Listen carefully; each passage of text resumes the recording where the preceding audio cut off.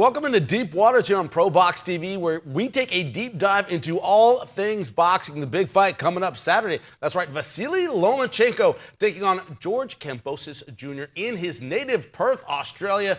I'm joined, of course, by Chris Algieri. Showtime Sean Porter going to be on location in Perth. He's a lucky guy. Look, beyond the X's and O's of this fight, which are tremendous, and we'll get into them, there is the need to win. George Kambosos Jr. basically fighting to show that he's not a one-trick pony. Beat Teofimo Lopez, hasn't had a big win since, wiped out by Devin Haney twice. Vasili Lomachenko, a close fight with Devin Haney. A lot of people thought he won that, but a loss is still a loss. What do you feel about the bounce-back quality of this fight, Chris? A must-win for both of them? Yeah, I agree with that entirely, Jimmy. I mean, Lomachenko, getting at the point, he's a little long in the tooth. He's been campaigning at 135. He's not really a 35-pounder, and there's a lot of talent here. There's a lot of fights that are possible. There's been some talking about him actually moving back down in weight to look for some big fights. Not really sure where he goes from here in a loss. For a win, he's got a lot of big opportunities. Other fighters that people would love to see him match up with. But again, he is the aging champion. He is the aging former champion that a lot of guys are going to want to build their record by fighting. Does he still have it in him to get the wins against these top-level guys? That's yet to be seen. For Kambosos, to your point, he's coming in off of some good fights, some bad fights, more bad than good mostly. So he's trying to maintain his level as a guy who can make a lot of money fighting in the top elite class in the championship level. So for him, a loss here, it's going to be really hard for him to get any championship level, elite level fights once again after a loss. With a win, huge opportunities for his opportunity to fight some of those other champions of the weight class, or even move up to 140 to fight Teofimo, get another rematch in there with a guy that he's beaten once before. So big opportunities that can go a lot of different ways depending on how this fight plans out.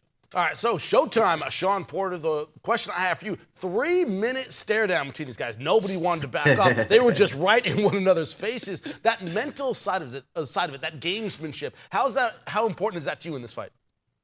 You know what? Commentating Fox Australia over here this weekend, and I told them they're TV, they don't understand fighters. And so I had to let them know this is a very intimate moment for both fighters where we have an opportunity to look at one another, send those mental messages through the eyes, through the breath, through the flares of the nostrils, and just the whole nine.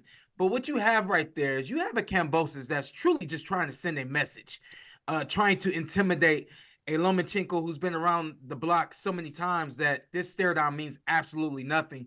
Lomachenko knows, hey, I'm gonna just stand here until you turn away. You got the vet not willing to back out, just letting them know, hey, I'm here for you. And then you got the younger vet just trying to make that first move in terms of winning this fight, which is the mental battle. And that's what I saw yesterday. It was kind of fun to see, but also at the same time, it was kind of like, all right, guys, we know what this is all about. Turn away. Let's move on. But two guys that really aren't talkers, more so Lomachenko. That's what you would expect for someone like him. And then Kambosos is kind of playing that same role. I'm not going to say much this promotion, but also, staying there a little longer than needed, than necessary. I think both guys were just really trying to, make that announcement that, hey, I'm ready to fight. But you looked at George Kambosos Jr. in that stare down. He's a big guy. He's a lot bigger than Vasili Lomachenko. X's and O's wise, this characterization of Brawler in Kambosos versus the technician, the matrix of Lomachenko, is that how you see this fight, even with the advanced age of Lomachenko? So, right, I mentioned the weight class, right? Lomachenko's not really a 35-pounder. He's small. He gives up weight and size to every single 35-pounder he fights. Kambosos is not a big 35-pounder. I wouldn't necessarily just call him a brawler. I find his style is very tenacious, right? He's explosive. He's aggressive. He's tenacious. He closes the distance, quickly. He lets those hands go in combinations when you're in front of him. So I wouldn't necessarily call him a brawler. Yeah, he's got a lot of heart. Yeah, he comes to fight. But Brawler, not exactly. And I don't think he's going to be in there to brawl exactly. He's going to try and use his boxing skills. He's going to try and find Lomachenko, which is not an easy thing. They call him the Matrix for a reason. Dodges bullets he dodges punches like Neo dodges bullets. He's going to be using that aggression. I think he's going to try and work behind his jab, hook off his jabs, right? A lot of things we saw in the Teofimo Lopez fight. So not necessarily the pure boxer versus puncher scenario. But I mean, yeah, if you're gonna pick one guy to be more of the boxer, it's gonna be Lomachenko. But even him, man, he can be a very aggressive guy once he finds his rhythm. Starts slow analyzes data, picks it up, then he starts cutting angles on you and picking shots and landing, and he's got good power, even at 35. Like he gets respect with his power. He's got some stoppages there, but really, it's a body punch.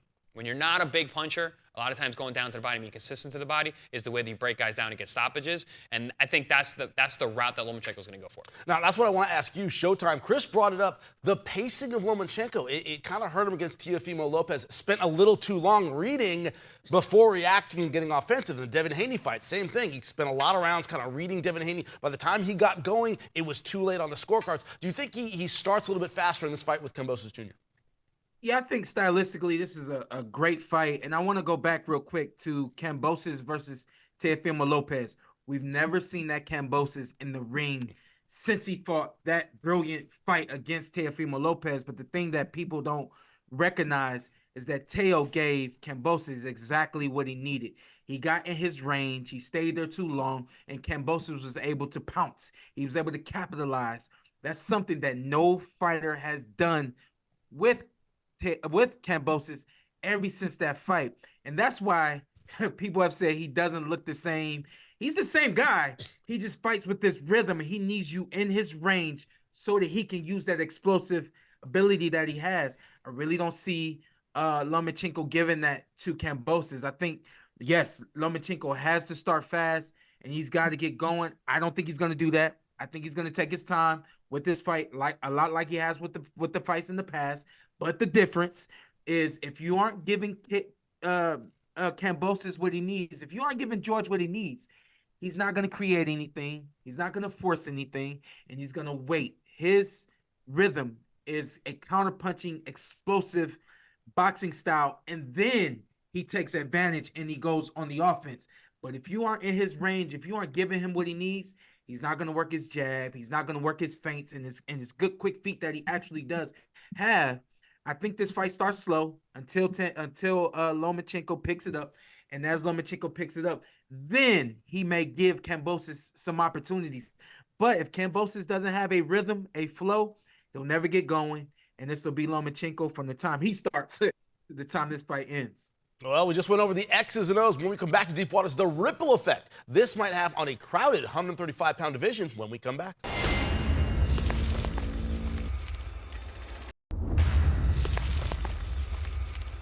Wednesday Night Fights.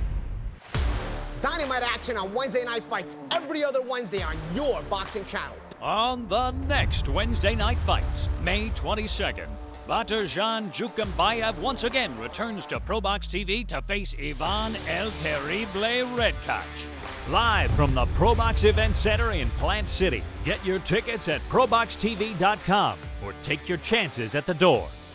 Wednesday Night Fights. Now, welcome back to Deep Waters. We were privileged to call Fight of the Year so far in our main event last Wednesday night. Unbelievable performance. Robbie Davies Jr. taking on Sergey Lipinets. Check out our YouTube channel. We were able to catch up with Robbie Davies Jr.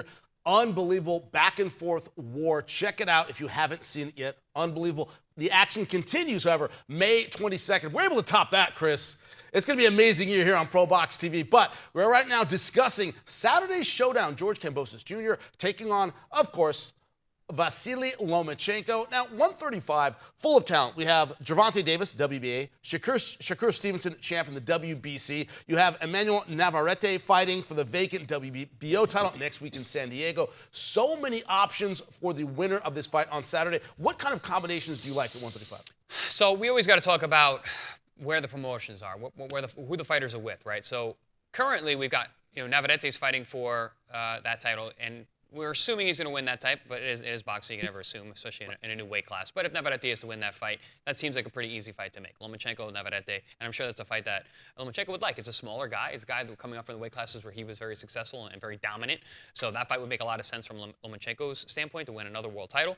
You've got Shakur Stevenson, who's coming to the close of his top-ranked deal.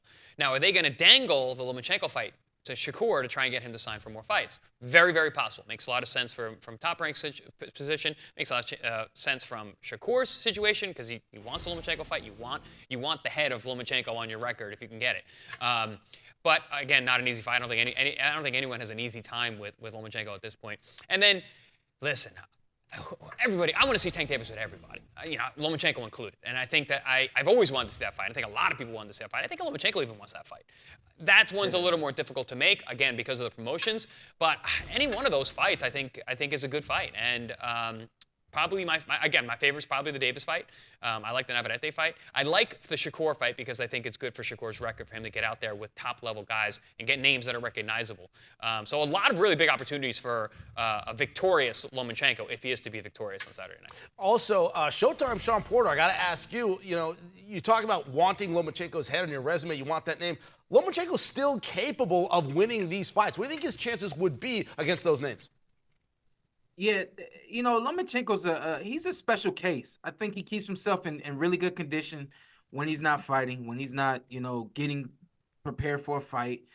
He seems to have a great regimen, great lifestyle, and that would take you a long way in this sport. When you look at someone at his age, 36, the mileage that he has on him, you think that he's up to his last 1, 2, 3 fights. I think that he's on a fight-to-fight basis based on literally how he feels. He said that yesterday. And I think that that's the case with him. As long as he's healthy and as long as he feels like he can do it, the kid can perform against anybody. He's still elite. He's not, the name the fighter we've been talking a lot about recently and all the decline and all this kind of things is Canelo. I think that their records are kind of like, or their professional experience kind of mirror each other in terms of their mileage, how long they've been doing this. The list goes on. Who they've fought against. The list goes on. And I think that Lomachenko is even a little more healthier and fresher than a Canelo. And I think that he has what it takes to still become a champion again and really contend with just about anybody in the 135 division. I think the most fun fight to see for Lomachenko right now is Navarrete. I think that style and that size difference, and there's a combination that comes there. I hope Chris agrees with me. I think that is one of the best fights to be made right now at 135. But we cannot count out Kambosos. And I think if he performs a level like he can beat Lomachenko, because styles make fights. He has a style that can beat Lomachenko, and he's a fun fight against anybody as well. Sean, I do actually agree with you. That's why I said Navarrete first. I think that fight makes a lot of sense for a number of reasons in terms of how viable it is to make the fight actually happen, and also how entertaining that fight can be. You made a great point that made me think about something. So if you look at Lomachenko's CompuBox, and CompuBox not everything, but it gives you a pretty good roundabout estimation of what's going on. If you look at Lomachenko in his last, I believe, 5 fights, his numbers are still where he was when he was elite in the lighter weight classes, which, to your point, Sean, the guy is still performing at a high level. It's pretty amazing. He's 36 years old. He's fighting in the lighter weight classes, which is even tougher than what Canelo's doing. But his numbers haven't changed. Canelo, we've seen his output go down. Lomachenko's not the case. That fight with Devin Haney was fantastic. He fought a great fight. Many people thought he won that fight. Some people thought draw. He obviously lost very close. Regardless, it was a very, very close fight with a very young, tough champion who's way bigger than him. And he still put out and performed at a very, very high level. He actually started fast in that fight. Teofimo Lopez, another guy, super young, super talented, very, very close fight. Razor thin, lost that fight. I thought that was the only fight that Lomachenko really lost. But he's still performing at a very, very high level.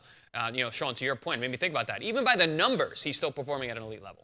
What I want to know, Chris, you an Indiana Jones fan? Yeah, sure. It ain't the years, honey. It's the mileage. Right? It's the amount of time you get hit. It isn't about rounds. Yeah. It isn't about... The guy doesn't get hit. Right. Arturo Gatti took that's more Sean's punches, point that he made about Canelo. Right. In one fight than Lomachenko's probably taken his entire career. That ability to not get hit. Also, 2 Olympic gold medals, spent a lot of time in the amateurs, started pro comparatively late. Do you think it's that mix that has given him longevity? Much like, Bernard Hopkins, just didn't take a lot of punches. So he fought till he was in his late 40s. Similar thing to you? Couple things that matter when it comes to longevity. 1, like you said, not getting hit. 2, what Sean said, your lifestyle outside of the ring, living that champion lifestyle in between fights, very important. Not blowing up, not going out and partying, all the bad things that you're told never to do.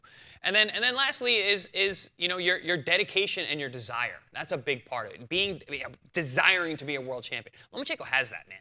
Bernard Hopkins always talk about that. He's like, once you have a title, make sure you defend your titles. Keep your titles. Whatever happens, titles are important. I think guys as they get older, as long as they don't be like, it doesn't matter as much. It's fight and I'm fighting for money. Lomachenko's not fighting for money.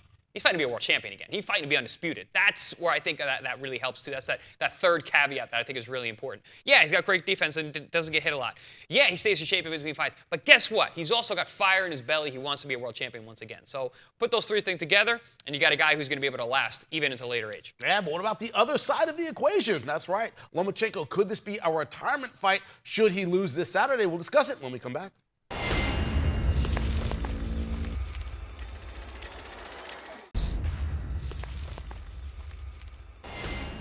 And welcome back into Deep Waters. We discuss all things boxing. We take the deep dive. We're discussing Vasili Lomachenko versus George Kambosos Jr. coming up this Saturday in the 135-pound division.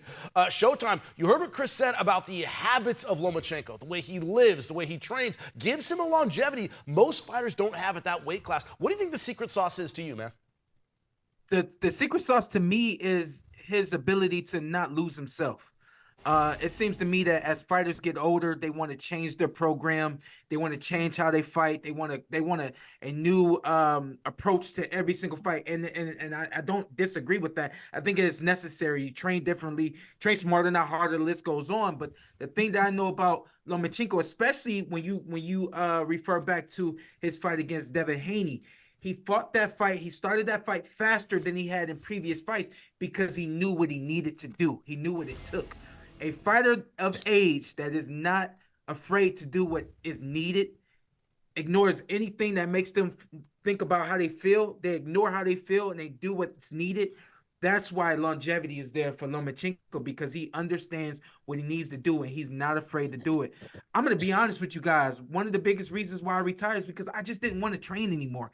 I trained very, very hard day in and day out. And that was one of the things I was like, I don't think I can continue to work like this. And if I don't work like this, I know I'm not going to perform the way I can, the way people expect me to. It's time for me to let it go. He's still training the way he needs to, and he's still performing the way that he needs to, depending on who's across the ring from him. I do expect him to start a little faster than he normally than he had, a lot like he did against Haney, because I think that he knows it's necessary for this fight. And I think that that's why his performances have been the way that they have been, because he has not lost himself and lost his identity in the ring. Well, Chris, so with a loss, my question to you, champ, is does he still have the star power to maybe Inoue at Inoue at 130? Does he have options at 126, 135, anywhere in that range? Does he still have the star power to do that with a loss on Saturday? Does he stick around with a loss on Saturday? Whether he has the star power or not, it comes down to him as a fighter if he wants to. And it seemed like after the Devin Haney fight, I mean, the scenes of him in the dressing room afterwards looked like his heart was ripped out of his chest. Like he really put his all into that fight. I actually remember looking at that. I was there. I called that fight for Top Rank, and I remember looking at those images and being like, we might never see him again. We might not ever see him again, because that takes a lot out of you. When you give your all and you lose, it can be really damaging to your psyche, to your emotions, to your ability to get back up on that horse again. But again, he's back. He took a long time off. It's been about a year, but he's back. He looks reinvigorated. This is a big opportunity here, but a loss here, that's a big step down for him in terms of the opposition getting this kind of loss and at this level. But then moving back down in weight, I know people are throwing around Inoue because he's a very hot topic at the moment, but he's a 122-pounder. I don't see, and he just got there. I don't see him jumping up to 130 and 135. It was, talk about Tank at 35. Like, come on, man. Everybody forgets he just got the 122. Right, yeah, that's 13 pounds away from your new weight class where you're undersized. He looks small against Neri. Look at the fight. I mean, he looked small against him, and he got dropped. You're going to jump now 13 pounds up to a bona fide puncher? And then with Lomachenko, you're going to have to meet at 30. You're still going to jump 2 more weight classes, another 8 pounds on top of just moving up. So I think a lot of it is just because of what Inoue is doing right now in terms of that's why his name's getting thrown out. But for me, I don't think Lomachenko's looking past this fight at all. This is it. This is the end-all, be-all for him. With a loss here, could be the end. Now, Showtime, when it comes to the end of your career, one of the things that fighters always tell me is it's hard because there's always somebody throwing another fight at you. There's always big money when you have a big name. With you as a retired fighter, how hard is it to turn down that, hey, you could do one more and make another, 6-7-figure payday? What are your thoughts on that, man, if you're Lomachenko?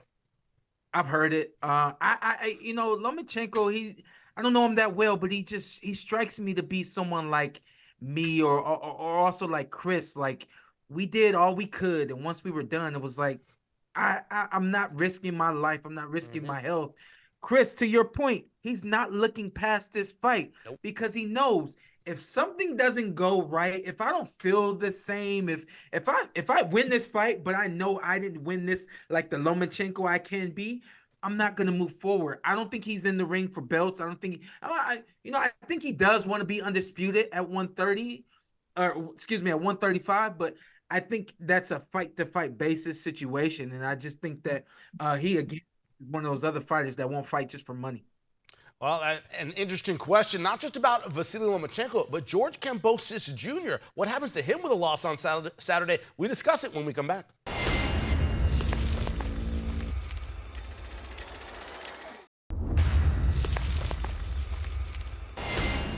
Welcome back to Deep Waters, the deep dive we are taking right now. George Kambosos Jr., big fight on Saturday against Vasili Lomachenko. Joined here by Chris Algier, of course, Showtime Sean Porter, joining us from Perth, Australia. So, Chris, George Kambosos Jr., is it harsh to say when you look at 135, when you look at the great names there, Shakur Stevenson, of course, Vasili Lomachenko, Gervonta Davis, he's there on the bottom somewhere. He's not the most technical name we think about. If he loses come Saturday, after 2 losses to Devin Haney, is it the guy who beat Teofimo Lopez? And that was about all he had.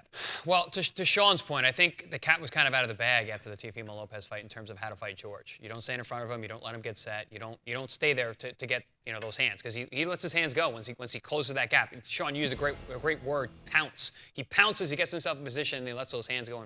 And he's tenacious. I always say that about George. Very tenacious fighter when he gets into position.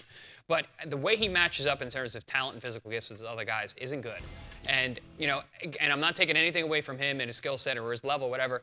The guy's a warrior. He'll fight anyone. We've seen that. We know that. And he fights tooth and nail. He's never been stopped. He's always in these fights, even the fights where people may have thought that he lost.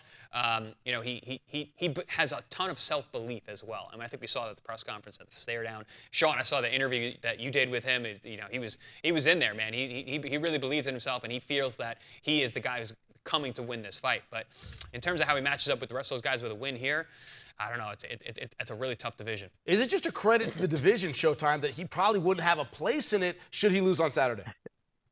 Yeah. I mean, total credit to the division. I think that, once you get past Teofimo Lopez and you see how to stop him, then you go and you look at Haney and you look at how he has no good feet. He stands very erect. It limits his mobility. He was slow on the draw against Devin Haney. We've seen that moving forward ever since those 2 fights with Devin Haney. So, again, to Chris's point, he's a talent, but he's not the talent even at 135. He's a really good boxer. He has some skills. He's got some things that will catch you off guard, like Teofimo Lopez. But if he's not able to catch you off guard, if he isn't able to pounce on you and get you out of there, there's no telling what he can do against everybody else that is elite at 135, especially talking about Shakur Stevenson, somebody who knows how not to get hit, who establishes range and distance like I've never seen in boxing. And I've been in this thing since I was 5 years old. And then, of course, what he's looking at right now, Lomachenko, so going to use pivots and get around him. So it's going to be a good fight, though. Listen, I'm going to throw out an idea. I mean, if I'm Kambosos and I win this fight, I'm going right at the Teofimo Lopez. That's right. I've already beat the guy. And Teo is up and down with his performances lately. So he might catch him on an off day. I mean, you beat him once. Did he catch lightning in a bottle that time? Maybe he can do it again. Big money fight either way. Well, we'll see what the options are after Saturday. It's going to be a great fight at 135 pounds. Of course, we'll break it down afterward, as we always do. Thanks for joining us.